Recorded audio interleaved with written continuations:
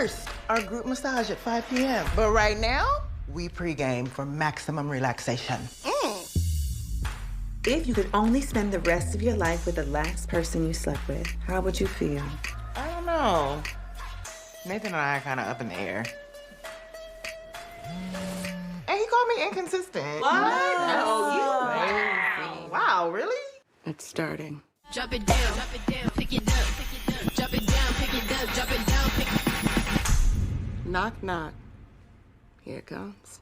Drop it down, pick it up, drop it down, pick it up, pick it up.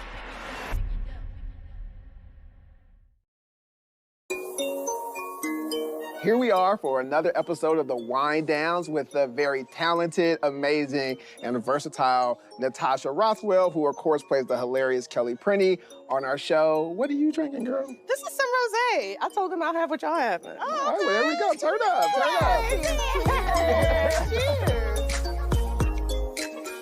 So episode 6 is called Tired. Okay. And we see Issa have issues at work while Molly lets loose in front of her coworkers. Now, we're in good company today because this was your Insecure directorial debut.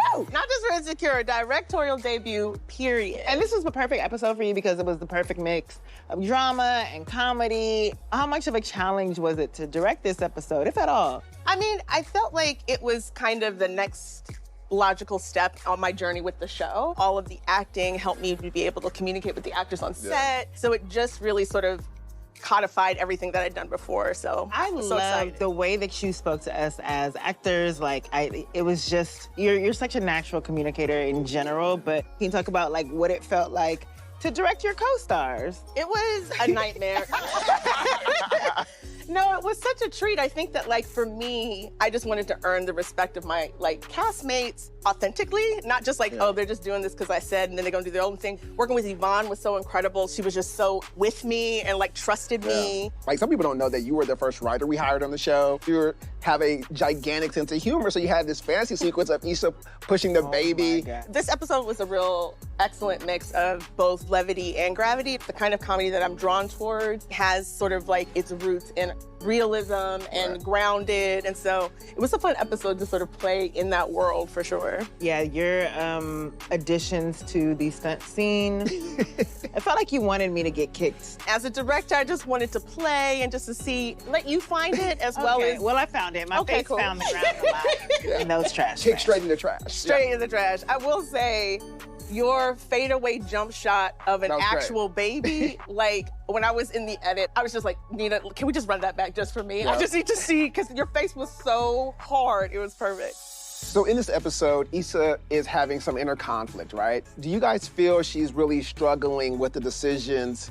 about Crenshaw or Nathan or Lawrence that she's made? I think she and everyone in this episode is struggling with choices, right? So it's about understanding that just because you like the choice and make the choice, it doesn't mean it's gonna be easy or that it's not gonna have consequences. And so it's very subtextual what they're all going through until they actually put words to their feelings. And so I think that's also the journey that Issa takes throughout this season of just like, how do you speak your truth and like stand behind it? One thing I do think is unique in this episode is the first moment, a spark of what could or could not be between, you know, Molly and Torian. I'm curious, one, how you approach that, because we've never had in our show characters who have been around each other for a long time now click later. For both Molly and Torian, my directive was be curious.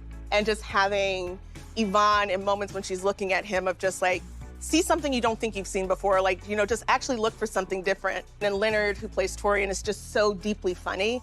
And much like myself, we have a huge comedy background, but we also love drama. And so when we're in a dramatic space, our tendency is to like downshift into comedy when things get uncomfortable. And I was just like, sit with the uncomfortability for a minute. Yeah, it was the first time we were kind of able to see them be people as opposed to just co-workers. And Torian, I think, improvises. He understood how to do like dramatic improv. And one of the moments that just killed me that I'm so grateful made it into the cut was him just being like, my mom has a mug. It was so sincere, because I told him, I was just like, when you like a girl, like you just want to keep the conversation going at any cost. It's just like dumb shit. Well, we'll see where those sparks take us, if anywhere. Because this is Insecure after all. For the final question, how do you guys make peace when what you are trying for is not working? When something's not right for me, I can feel it, and I make peace with the fact that it's just not for me. It's not my journey. What's meant for me will be mine. What you guys do so well and are such great examples are is just like, you take it and you keep going, get up, like take whatever time you need to like feel your pain, but get up and go to work and get it done. It's all a marathon. Well, next week's episode will no doubt lead to much more discussion, so don't forget to tune in. See y'all then. Thank you for joining us, Natasha. Thanks for having me. Cheers, everybody.